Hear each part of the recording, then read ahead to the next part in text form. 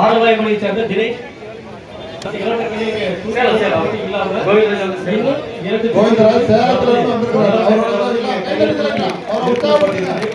அதே மாதிரி சேலம், விழுப்புரம், நாமக்கல், கன்னியாகுமரி பல மாவட்டங்களை சேர்ந்த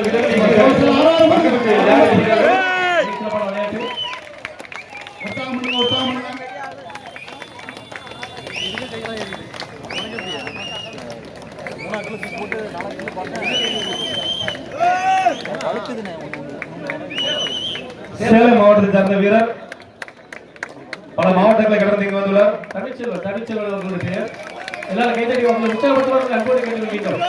கடுமையான பயிற்சி.